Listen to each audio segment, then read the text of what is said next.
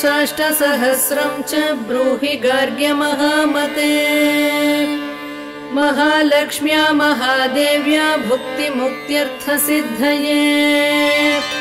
गार्ग्य उवाच सनत्कुमारमासीनं द्वादशादित्यसन्निभम् अपृच्छन् योगिनो भक्त्या योगिनामर्थसिद्धये। सर्वलौकिककर्मभ्यो विमुक्तानां हिताय वै भुक्तिमुक्तिप्रदं जप्यम् अनुब्रूहि दयानिधे। सनत्कुमार भगवन् सर्वज्ञोऽसि विशेषतः आस्तिक्यसिद्धये नॄणां क्षिप्रधर्मार्थसाधनम्। खिद्यन्ति मानवाः सर्वे धनाभावेन केवलम् सिद्ध्यन्ति धनिनोऽन्यस्य नैव धर्मार्थकामनाः। दारिद्र्यध्वंसिनी नाम केन विद्या प्रकीर्तिता केन वा ब्रह्म विद्यापि केन मृत्युविनाशिनी। सर्वासां सारभूतैका विद्यानां केन कीर्तिता प्रत्यक्षसिद्धिदा ब्रह्मन् तामाचक्ष्वदयानिधे। साधु पृष्टं महाभागा सर्वलोकहितैषिणः महतामेष धर्मश्च नान्येषामिति मे मतिः। ब्रह्म विष्णु महादेव महेन्द्रादिमहात्मभिः सम्प्रोक्तं कथयाम्यद्य लक्ष्मी नाम सहस्रकम्। यस्योच्चारणमात्रेण दारिद्र्योन्मुच्यते नरः किं पुनस्तज्जपाज्जापि सर्वेष्टार्थानवाप्नुयात्। अस्य श्रीलक्ष्मी दिव्यसहस्रनामस्तोत्रमहामन्त्रस्य आनन्दकर्दमचिक्लीतेरिन्दिरासुतादयो महात्मानो महर्षयः। अनुष्टुप् छन्दः विष्णुमाया शक्तिः महालक्ष्मी परा देवता। श्रीमहालक्ष्मी प्रसादद्वारा सर्वेष्टार्थसिद्ध्यर्थे जपे विनियोगः। ध्यानम् पद्मनाभप्रियां देवीं पद्माक्षीं पद्मवासिनीं पद्मवक्त्रां पद्महस्तां वन्दे पद्मार्महर्निशम्। पूर्णेन्दुवदनां दिव्यरत्नाभरणभूषितां वरदाभयहस्ताढ्यां ध्यायेच्चन्द्रसहोदरीम्। इच्छारूपां भगवतः सच्चिदानन्दरूपिणीं सर्वज्ञां सर्वजननीं विष्णुवक्षस्थलालयाम्। दयाळुमनिशं ध्यायेत् सुखसिद्धिस्वरूपिणीं नित्यागतानन्तनित्यानन्दिनी जनरञ्जनी नित्यप्रकाशिनी चैव स्वप्रकाशस्वरूपिणी। महालक्ष्मीर्महाकाली महाकन्या सरस्वती भोगवैभवसन्धात्री भक्तानुग्रहकारिणी। ईशावास्या महामाया महादेवी महेश्वरी हृल्लेखा परमाशक्तिर्मातृका बीजरूपिणी। नित्यानन्दा नित्यबोधानादिनी जनमोदिनी सत्यप्रत्ययनी चैव स्वप्रकाशात्मरूपिणी। त्रिपुरा भैरवी विद्या हंसा वागीश्वरी शिवा वाग्देवी च महारात्रिः कालरात्रिस्त्रिलोचना भद्रकाली कराळी च महाकाली तिलोत्तमा काली कराळवक्त्रान्ता कामाक्षी कामदा शुभा चण्डिका चण्डरूपेशा चामुण्डा चक्रधारिणी त्रैलोक्यजयिनी देवी त्रैलोक्यविजयोत्तमा सिद्धलक्ष्मी क्रियालक्ष्मी मोक्षलक्ष्मी प्रसादिनी उमा भगवती दुर्गा चान्द्री दाक्षायणी शिवा प्रत्यङ्गिराधरा वेला लोकमाता हरिप्रिया पार्वती परमादेवी ब्रह्म विद्या प्रदायिनी अरूपा बहुरूपा च विरूपा विश्वरूपिणी पंचभूतात्मिका वाणी पंचभूतात्मिका परा काली मा पंचिका वाग्मी हविप्रत्यधिदेवता देवमाता सुरेशाना देवगर्भाम्बिका धृतिः संख्या जातिः क्रिया शक्तिः प्रकृतिर्मोहिनी मही यज्ञ विद्या महाविद्या गुह्य विद्या विभावरी ज्योतिष्मती महामाता सर्वमंत्र फलप्रदा दारिद्र्यध्वंसिनी देवी हृदय ग्रंथि भेदिनी सहस्रादित्य संकाशा चंद्रिका चंद्ररूपिणी गायत्री सोम संभूति सावित्री प्रणवात्मिका शंकरी वैष्णवी ब्राह्मी सर्वदेव नमस्कृता सेव्य दुर्गा कुबेराक्षी करवीर निवासिनी जया च विजया चैव जयन्ती च पराजिता कुब्जिका कालिका शास्त्री वीणा पुस्तकधारिणी सर्वज्ञ शक्ति श्री शक्तिर्ब्रह्म विष्णु शिवात्मिका इडा पिंगलिका मध्या मृणाली तंतुरूपिणी यज्ञेशानी प्रथा दीक्षा दक्षिणा सर्वमोहिनी अष्टांग योगिनी देवी निर्बीज ध्यान गोचरा सर्वतीर्थस्थिता शुद्धा सर्वपर्वतवासिनी वेदशास्त्र प्रभा देवी षडंगादिपदक्रमा शिवा धात्री शुभानंदा यज्ञ कर्म स्वरूपिणी व्रतिनी मेनका देवी ब्रह्माणी ब्रह्मचारिणी एकाक्षर परातारा भवबंध विनाशिनी विश्वंभरा धरा धारा निराधाराधिकस्वरा राका कुहूरमावास्या पूर्णिमानुमतिद्युतिः सिनीवाली शिवावस्या वैश्वदेवी पिशङ्गिला पिप्पला च विशालाक्षी रक्षोघ्नी वृष्टिकारिणी दुष्टविद्राविणी देवी सर्वोपद्रवनाशिनी शारदा शरसन्धाना सर्वशस्त्रस्वरूपिणी युद्धमध्यस्थिता देवी सर्वभूतप्रभञ्जनी अयुद्धा युद्धरूपा च शान्ता शान्तिस्वरूपिणी गंगा सरस्वती वेणी यमुना नर्मदा पगा समुद्रवसनावासा ब्रह्माण्ड श्रोणि मेखला पंचवक्त्रा दशभुजा शुद्ध स्फटिक सन्निभा रक्ता कृष्णा सिता पीता सर्ववर्णा निरीश्वरी कालिका चक्रिका देवी सत्या तु बटुका स्थिता तरुणी वारुणी नारी ज्येष्ठा देवी सुरेश्वरी विश्वंभरा धरा कर्त्री गणार्गण विभंजनी संध्या रात्रिर्दिवा ज्योत्स्ना कला काष्ठा निमेषिका उर्वी कात्यायनी शुभ्रा संसारार्णवतारिणी कपिला कीलिका शोका मल्लिका नवमालिका देविका नंदिका शांता भंजिका भयभंजिका कौशिकी वैदिकी देवी सौरी रूपाधिकातिभा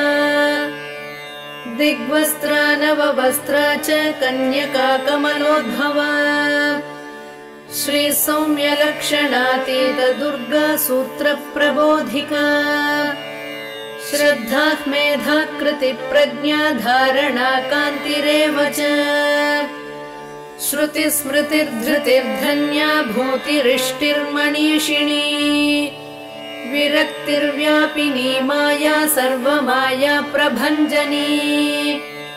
महेन्द्री मन्त्रिणी सिंही चेन्द्रजालस्वरूपिणी अवस्थात्रय निर्मुक्ता गुणत्रय विवर्जिता ईषणात्रय निर्मुक्ता सर्वरोग विवर्जिता योगी ध्यानान्तगम्या च योग ध्यानपरायणा त्रयी शिखा विशेषज्ञा वेदान्तज्ञानरूपिणी भारती कमला भाषा पद्मा पद्मवती कृतिः गौतमी गोमती गौरी ईशानाहंसवाहिनी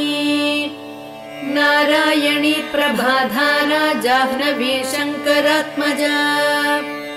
चित्रघण्टा सुनन्दा श्रीर्मानवी मनुसंभवा स्तम्भिनी क्षोभिणी मारी भ्रामिणी शत्रुमारिणी मोहिनी द्वेषिणी वीरा अघोरा रुद्ररूपिणी रुद्रैकादशिनी पुण्या कल्याणी लाभकारिणी देवदुर्गा महादुर्गा स्वप्नदुर्गाष्टभैरवी सूर्यचन्द्राग्निरूपा च ग्रहनक्षत्ररूपिणी बिन्दुनादकलातीता बिन्दुनादकलात्मिका दशवायुजयाकारा कला षोडश संयुता काश्यपी कमला देवी नादचक्रनिवासिनी मृडाधारा स्थिरा गुह्या देविका चक्ररूपिणी अविद्या शार्वरी भुञ्जा जम्भासुरनिबर्हिणी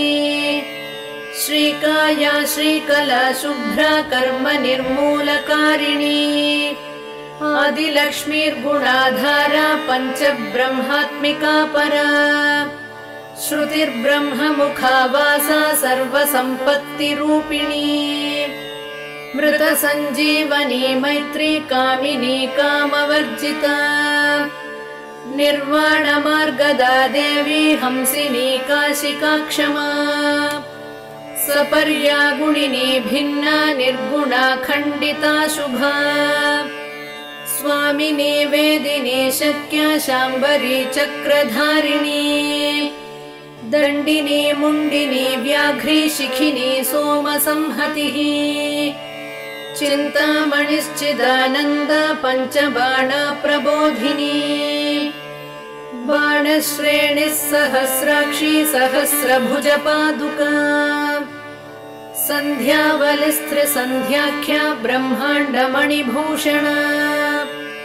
वासवी वारुणी सेना कुलिका मन्त्ररञ्जनी जितप्राणस्वरूपा च कान्ता काम्यवरप्रदा मन्त्रब्राह्मण विद्यार्थानादरूपा हविष्मती आथर्वणि श्रुतिः शून्या कल्पना वर्जिता सती सत्ता जातिः प्रमामेया प्रमितिः प्राणदा गतिः अवर्णा पञ्चवर्णा च सर्वदा भुवनेश्वरी त्रैलोक्यमोहिनी विद्या सर्वभर्त्रीक्षराक्षरा हिरण्यवर्णा हरिणी सर्वोपद्रवनाशिनी कैवल्यपदवी रेखा सूर्यमण्डल संस्थिता सोममण्डल मध्यस्था वह्निमण्डल संस्थिता वायुमण्डल मध्यस्था व्योममण्डल संस्थिता चक्रिका चक्र मध्यस्था चक्रमार्ग प्रवर्तिनी कोकिला कुलचक्रेशा पक्षतिः पंक्तिपावनी सर्वसिद्धान्त मार्गस्था षड्वर्णा वरवर्जिता शररुद्रहरा हन्त्री सर्वसंहारकारिणी पुरुषा पौरुषी तुष्टिः सर्वतन्त्र प्रसूतिका अर्धनारीश्वरी देवी सर्वविद्याप्रदायिनी भार्गवी भूजुषी विद्या सर्वोपनिषदा स्थिता व्योमकेशाखिल प्राणा पञ्चकोश विलक्षणा पञ्चकोशात्मिका प्रत्यक् पञ्च ब्रह्मात्मिका शिवा जगज्जरा जनित्री च पञ्चकर्म प्रसूतिका वाग्देव्याभरणाकारा सर्वकाम्यस्थिता स्थितिः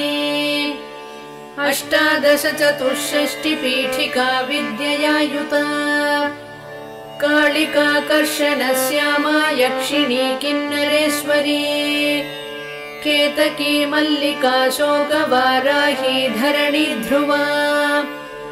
नारसिंही महोग्रास्या भक्तानामार्तिनाशिनी अन्तर्बला स्थिरा लक्ष्मीर्जरा मरणनाशिनी श्रीरञ्जिता महामाया सोमसूर्याग्निलोचना अदितिर्देवमाता च अष्टपुत्राष्टयोगिनी अष्टप्रकृतिरष्टाष्टविभ्राजद्विकृताकृतिः दुर्भिक्षध्वंसिनी देवी सीता सत्या च रुक्मिणी ख्यातिजा भार्गवी देवी देवयोनिस्तपस्विनी शाकम्भरी महाशोणा गरुडोपरि संस्थिता सिंहगा व्याघ्रगा देवी वायुगा च महादृगा अकारादिक्षकारान्ता सर्वविद्याधिदेवता मन्त्रव्याख्यान निपुणा ज्योतिश्शास्त्रैकलोचना इडा पिङ्गलिका मध्या सुषुम्ना ग्रन्थिभेदिनी कालचक्रश्रयोपेता कालचक्रस्वरूपिणी वैशारदी मतिश्रेष्ठा वरिष्ठा सर्वदीपिका वैनायकी वरारोहा श्रोणिवेला बहिर्बलिः जम्भिनी जृम्भिणी जम्भकारिणी गणकारिका शरिणी चक्रिकानन्ता सर्वव्याधिचिकित्सकी देवकी देवसङ्काशा वारिधिः करुणाकरा शर्वरी सर्वसम्पन्ना सर्वपापप्रभञ्जनी एकमात्रा द्विमात्रा च त्रिमात्रा च तथा परा अर्धमात्रा परा सूक्ष्मा सूक्ष्मार्थार्थपरा परा एकवीरा विशेषाख्या षष्ठी देवी मनस्विनी नैष्कर्म्या निष्कला लोका ज्ञानकर्माधिका गुणा सबन्ध्वानन्द सन्दोहा व्योमाकारा निरूपिता गद्यपद्यात्मिका वाणी सर्वालङ्कार संयुता साधुबन्धपदन्यासा सर्वौको घटिका बलिः षट्कर्मा कर्कशाकारा सर्वकर्म विवर्जिता आदित्यवर्णा चापर्णा कामिनी वररूपिणी ब्रह्माणी ब्रह्मसन्ताना वेदवागीश्वरी शिवा पुराणन्यायमीमांसा धर्मशास्त्रागमश्रुता सद्यो वेदवती सर्वा हंसी विद्याधिदेवता विश्वेश्वरी जगद्धात्री विश्वनिर्माणकारिणी वैदिकी वेदरूपा च कालिका कालरूपिणी नारायणी महादेवी सर्वतत्त्वप्रवर्तिनी हिरण्यवर्णरूपा च हिरण्यपदसम्भवा कैवल्यपदवी पुण्या कैवल्यज्ञानलक्षिता ब्रह्मसम्पत्तिरूपा च ब्रह्मसम्पत्तिकारिणी वारुणी वारुणाराध्या सर्वकर्मप्रवर्तिनी एकाक्षरपरा युक्ता सर्वदारिद्र्यभञ्जिनी पाशाङ्कुशान्विता दिव्या वीणा व्याख्याक्षसूत्रभृत् एकमूर्तिस्त्रये मूर्तिर्मधुकैटभभञ्जिनी साङ्ख्या साङ्ख्यवती ज्वाला ज्वलन्ती कामरूपिणी जाग्रती सर्वसम्पत्तिः सुषुप्ता स्वेष्टदायिनी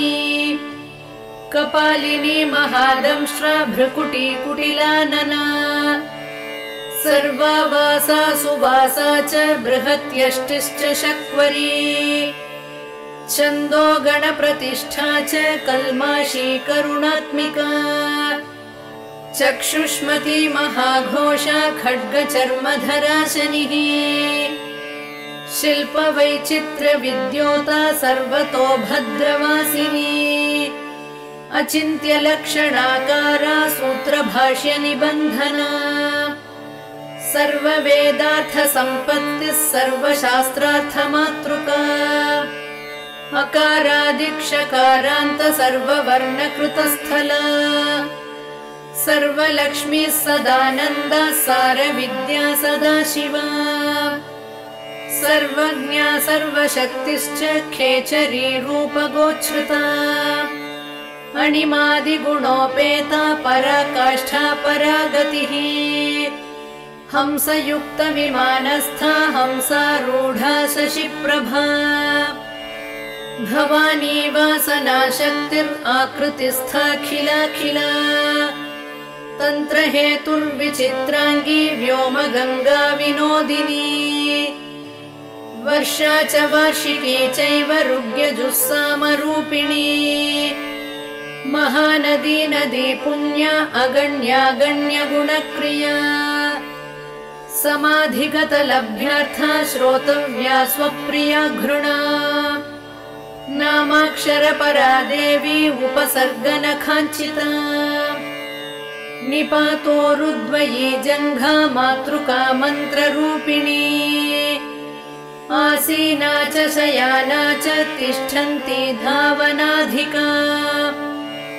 लक्ष्यलक्षणयोगाढ्या ताद्रूप्यगणनाकृतिः सैकरूपा नैकरूपा सेन्दुरूपा तदाकृतिः समासतद्धिताकारा विभक्तिवचनात्मिका स्वाहाकारा स्वधाकारा श्रीपत्यर्धाङ्गनन्दिनी गम्भीरा गहना गुह्या योनिलिङ्गार्धधारिणी शेषवासुकि संसेव्या चपला वरवर्णिनी कारुण्याकार सम्पत्तिः कीलकृन्मन्त्रकीलिका शक्तिबीजात्मिका सर्वमन्त्रेष्टाक्षयकामना आग्नेयी पार्थिवा आप्या वायव्या व्योमकेतना सत्यज्ञानात्मिकानन्दा ब्राह्मी ब्रह्म सनातनी अविद्या वासना माया प्रकृतिः सर्वमोहिनी शक्तिर्धारणशक्तिश्च चिदचिच्छक्तियोगिनी वक्त्रारुणा महामाया मरीचिर्मदमर्दिनी विराट् स्वाहा स्वधा शुद्धा निरूपास्ति सुभक्तिगा निरूपिता द्वयी विद्या नित्या नित्यस्वरूपिणी वैराजमार्गसञ्चारा सर्वसत्पददर्शिनी जालन्धरी मृडानी च भवानी भवभञ्जनी त्रैकालिकज्ञानतन्तुस्त्रिकालज्ञानदायिनी नादातीता स्मृतिप्रज्ञा धात्री रूपा त्रिपुष्करा पराजिता विधानज्ञा विशेषितगुणात्मिका हिरण्यकेशिनी हेम ब्रह्मसूत्रविचक्षणा असङ्ख्येयपरार्धान्तस्वरव्यञ्जनवैखरी मधुजिह्वा मधुमती मधुमासोदया मधुः माधवी च महाभागा मेघगम्भीरनिस्वना ब्रह्म विष्णु महेशादिज्ञातव्यार्थविशेषगा नाभौ वह्निशिखाकारा ललाटे चन्द्रसन्निभा भ्रूमध्ये भास्कराकारा सर्वताराकृतिर्हृदि कृत्तिकादिभरण्यन्त नक्षत्रेष्ट्यार्चितोदया ग्रहविद्यात्मिका ज्योतिर्ज्योतिर्विन्मति जीविका ब्रह्माण्ड गर्भिणी बाला सप्तावरणदेवता वैराजोत्तम साम्राज्य कुमार कुशलोदया बगळा भ्रमराम्बा च शिवदूती शिवात्मिका मेरुविन्ध्याति संस्थाना काश्मीरपुरवासिनी योगनिद्रा महानिद्रा विनिद्रा राक्षसाश्रिता सुवर्णदा महागंगा पंचाख्या पंचसंहतिः सुप्रजाता सुवीरा च सुपोषा सुपतिः शिवा सुगृही रक्तबीजान्ता हतकन्दर्पजीविता समुद्रव्योम मध्यस्था समबिन्दु समाश्रया सौभाग्यरसजीवातुः सारासार विवेकदृक् त्रिवल्यादिसुपुष्टाङ्गा भारती भरताश्रिता नाद ब्रह्ममयी विद्या ज्ञान ब्रह्ममयी परा ब्रह्मनाडी निरुक्तिश्च ब्रह्म कैवल्य साधनम् कालिकेय महोदार वीर्य विक्रम रूपिणी बडवाग्निशिखा वक्त्रा महाकबलदर्पणा महाभूता महादर्पा महासारा महाक्रतुः पंचभूत महाग्रासा पंचभूताधिदेवता सर्वप्रमाणा सम्पत्तिः सर्वरोग प्रतिक्रिया ब्रह्माण्डान्तर्बहिर्व्याप्ता विष्णुवक्षो विभूषिणी शङ्करी विधिवक्त्रस्था प्रवरावरहेतुकी हेममाला शिखामाला त्रिशिखा पञ्चमोचना सर्वागम सदाचार मर्यादा यातु भञ्जनी पुण्यश्लोक प्रबन्धाढ्या सर्वान्तर्यामि रूपिणी सामगान समाराध्या श्रोतृकर्णरसायना जीवलोकैक जीवातुर्भद्रोदार विलोकना तटित्कोटिलसत्कान्तिस्तरुणी हरिसुन्दरी मीननेत्रा च सेन्द्राक्षी विशालाक्षी सुमङ्गला सर्वमङ्गलसम्पन्ना साक्षान्मङ्गलदेवता देहहृद्दीपिका दीप्तिर्जिह्वा पापप्रणाशिनी अर्धचन्द्रोल्लसद्दंष्ट्रा यज्ञवाटी विलासिनी महादुर्गा महोत्साहा महादेववलोदया डाकिनीड्या शाकिनीड्या साकिनीड्या समस्तजुट निरङ्कुशा नाकिवन्द्या षडाधाराधिदेवता भुवनज्ञानिनि श्रेणी भुवनाकारवल्लरी शाश्वती शाश्वताकारा लोकानुग्रहकारिणी सारसी मानसी हंसी हंसलोकप्रदायिनी चिन्मुद्रालङ्कृतकरा कोटिसूर्यसमप्रभा सुखप्राणिशिरोरेखा नददृष्टप्रदायिनी सर्वसाङ्कर्यदोषघ्निग्रहोपद्रवनाशिनी क्षुद्रजन्तुभयघ्नी च विषरोगादिभञ्जनी सदा शान्ता सदा शुद्धा गृहच्छिद्रनिवारिणी कलिदोषप्रशमनी कोलाहलपुरस्थिता गौरी लाक्षणिकी मुख्या जगन्याकृतिवर्जिता माया विद्या मूलभूता वासवी विष्णुचेतना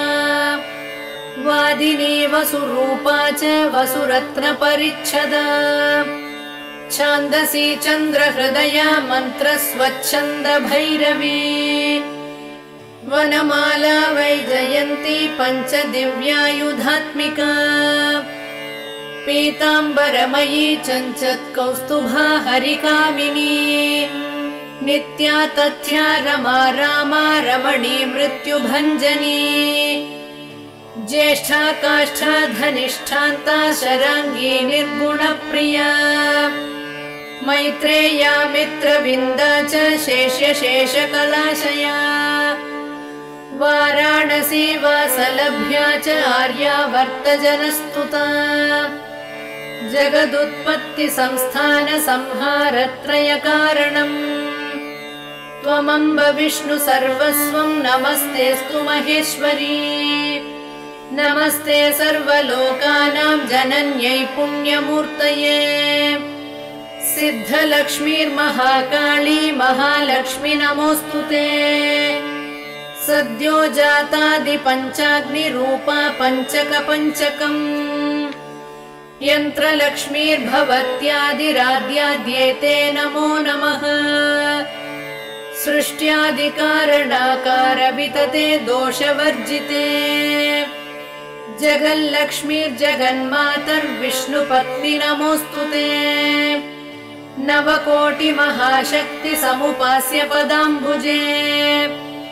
कनत्संवर्णरत्नाढ्य सर्वाभरणभूषिते अनन्तनित्यमहिषी प्रपञ्चेश्वरनायकी अत्युच्छ्रुतपदान्तस्थे परमव्योमनायकी नाकपृष्ठगताराध्ये विष्णुलोकविलासिनी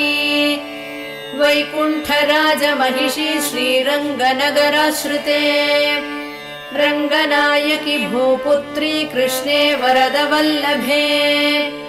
कोटिब्रह्मादिसंसेव्ये कोटिरुद्रादिकीर्तिते मातुलुङ्गमयं खेटं सौवर्णचषकं तथा पद्मद्वयं पूर्णकुम्भं कीरं च वरदाभये पाशमङ्कुशकं शङ्खं चक्रं शूलं कृपाणिकाम् धनुर्बाणौ चाक्षमालां चिन्मुद्रामपि बिभ्रति अष्टादशभुजे लक्ष्मी महाष्टादशपीठगे भूमिनीलादिसंसेव्ये स्वामि चित्तानुवर्तिनी पद्मे पद्मालये पद्मी पूर्णकुम्भाभिषेचिते इन्दिरेन्दिराभाक्षी क्षीरसागरकन्यके भार्गवित्वं स्वतन्त्रेच्छा वशीकृतजगत्पतिः मङ्गलं मङ्गलानां त्वं देवतानां च देवता त्वमुत्तमोत्तमानां च त्वं श्रेयः परमामृतम् धनधान्याभिवृद्धिश्च सार्वभौमसुखोच्छ्रया आन्दोलिकादिसौभाग्यं मत्ते भाति महोदयः पुत्रपौत्राभिवृद्धिश्च विद्याभोगबलादिकम् आयुरारोग्यसम्पत्तिरष्टैश्वर्यं त्वमेव हि परमेश विभूतिश्च सूक्ष्मात् सूक्ष्मतरा गतिः सदयापाङ्गसन्दत्त ब्रह्मेन्द्रादिपदस्थितिः अव्याहतमहाभाग्यं त्वमेवाक्षोभ्यविक्रमाः समन्वयश्च वेदानाम् अविरोधस्त्वमेव हि निःश्रेयसपदप्राप्तिसाधनं फलमेव च श्रीमन्त्रराजराज्ञी च श्रीविद्याक्षेमकारिणी श्रीं बीजजपसन्तुष्टा ऐं ह्रीं श्रीं बीजपालिका प्रपत्तिमार्गसुलभा विष्णुप्रथमकिङ्करी क्लीङ्कारार्थसवित्री च सौमङ्गल्याधिदेवता श्रीषोडशाक्षरी विद्या श्रीयन्त्रपुरवासिनी सर्वमङ्गलमाङ्गल्ये शिवे सर्वार्थसाधिके शरण्ये त्र्यम्बके गौरी नारायणि नमोऽस्तु ते पुनः पुनर्नमस्तेऽस्तु साष्टाङ्गमयुतं पुनः सनत्कुमार उवाच एवं स्तुता महालक्ष्मीर्ब्रह्मरुद्रादिभिः सुरैः नमद्भिरार्तैर्दीनैश्च निःस्वत्वैर्भोगवर्जितैः ज्येष्ठाजुष्टैश्च निःश्रीकैः संसारास्वपरायणैः विष्णुपत्नी ददौ तेषां दर्शनं दृष्टितर्पणम् शरत्पूर्णेन्दुकोट्याभधवलापाङ्गवीक्षणैः सर्वान् सत्त्वसमाविष्टान् चक्रे हृष्टावरं ददौ। महालक्ष्मीरुवाच नाम्नां साष्टसहस्रं मे प्रमादाद्वापि यः सकृत् कीर्तयेत् तत्कुले सत्यं वसाम्याचन्द्रतारकम् किं पुनर्नियमात् जप्तुर्मदेकशरणस्य च मातृवत्सानुकम्पाहं पोषकी स्यामहर्निशम् मन्नामस्तव तां लोके दुर्लभं नास्ति चिन्तितम्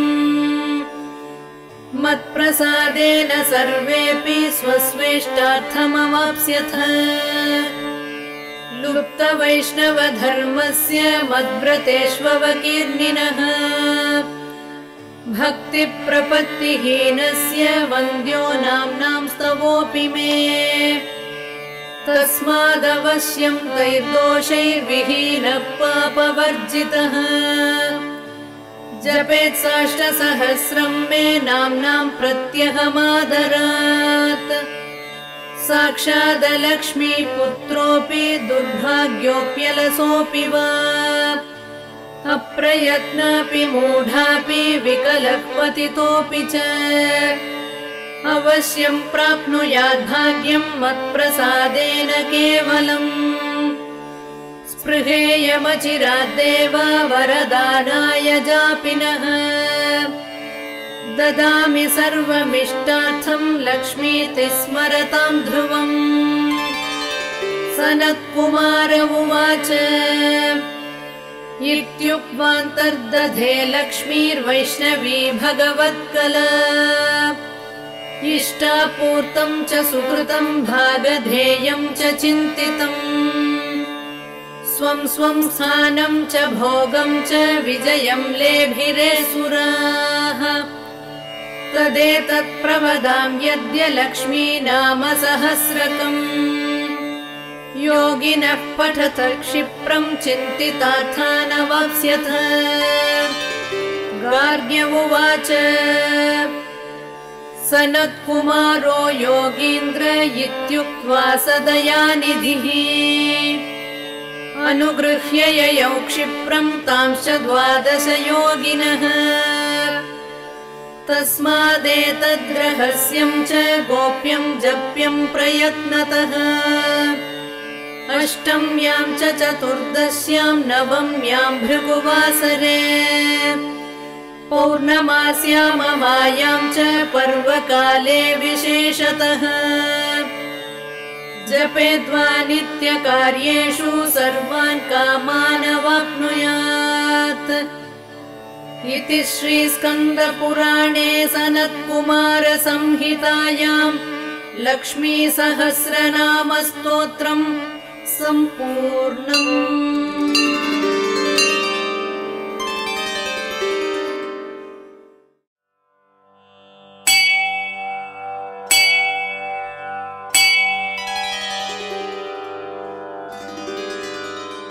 अङ्गं हरेः पुलकभूषणमाश्रयन्